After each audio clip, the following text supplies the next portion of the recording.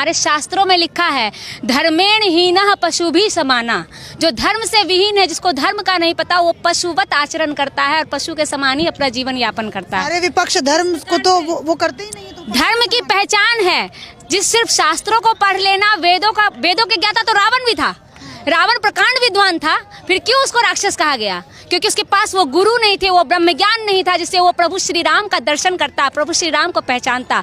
विद्वान तो रावण भी था, क्यों उसको फिर राक्षस कहा गया? इसीलिए हमारे शास्त्र कहते हैं, वेदाहमेतम पुरुषम महांतम आदित्य वर्णम तमसा परस्तात् तमेव विदित्वाति मृत्युमेति नान्यः पंथा विद्यते अनाया। जो उस परम प्रकाश पुरुष को जानता है, वो अकाल पुरुष को जानता है, वही परम पुरुष है, वही सतगुरु है, और इसके अलावा कोई और मार्ग नहीं है। हमारे विवेकानंद जी ने कहा है, अगर आत्मा है तो उसे महसूस करो, अगर ईश्वर है, आप तुम जानते हो कि ईश्वर है, तो उसका दर्शन करो, अन्यथा ये पाखंड करने से अच्छा है तुम नास्तिक हो जाओ, क्योंकि ये पाखंड सही नहीं है। इसके बजाय तुम नास्तिक रहो, आस्तिक हो। अगर अपने आप को आस्तिक कहते हो तो एक सच्चा हिंदू वही होता है जो सिर्फ वेदों को, शास्त्रों को पढ़ता नहीं है, बल्कि उसे अपने अंतःकरण में जानता है। हमारे ऋषि मुनियों ने वेदों को लिखा नहीं, उन्होंने पहले अपने अंतःकरण में देखा है। वेदों में कहा है, अरे वाह आत्मा द्रष्टव्यो मंतव्यो श्रोतव्यो, श्रोतव्यो द्रष्टव्यो मंतव्यो। पहले सुनो, फिर देखो, फिर मानो।